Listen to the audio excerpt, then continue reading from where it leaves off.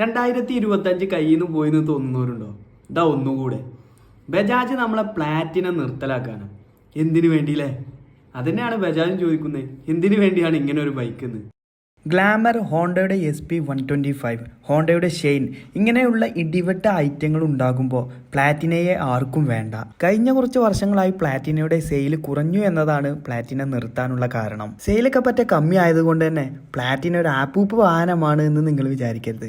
ബജാജ് പ്ലാറ്റിന 110 ഭയങ്കര പവറായിട്ടായിരുന്നു മാർക്കറ്റിലേക്ക് വന്നിരുന്നത്. ഒരു ഡിജിറ്റൽ ഇൻസ്ട്രുമെന്റ് ക്ലസ്റ്ററും അതിൽ തന്നെ സ്പീഡോമീറ്ററും ഓഡിയോമീറ്ററും ട്രിപ്പ് മീറ്ററും ABS ഡിസ്ക് ബ്രേക്കും ട്യൂബ്ലെസ് ടയറും മൊബൈൽ ചാർജിങ് സ്പോട്ടും ഒക്കെ ആയിട്ട് ഒരു കിടിലം വണ്ടിയായിട്ടാണ് മാർക്കറ്റിലേക്ക് ഇറങ്ങിയത്. ഇനി ഇതിന്റെ എഞ്ചിൻ ഭാഗത്തേക്ക് വരികയാണെങ്കിൽ 115.45 cc സിംഗിൾ സിലിണ്ടർ വരുന്ന എയർ കൂൾഡ് എഞ്ചിൻ ആയിരുന്നു ഇതിന് വരുന്നത്. എത്ര കിടിലം വണ്ടിയാണെന്ന് പറഞ്ഞിട്ടാ ബജാജിന്റെ ഈയിടെയായിട്ട് ഇറങ്ങുന്ന എല്ലാ വണ്ടികളും പരാജയമാണ് എന്നൊരു ടോക്കുണ്ട്.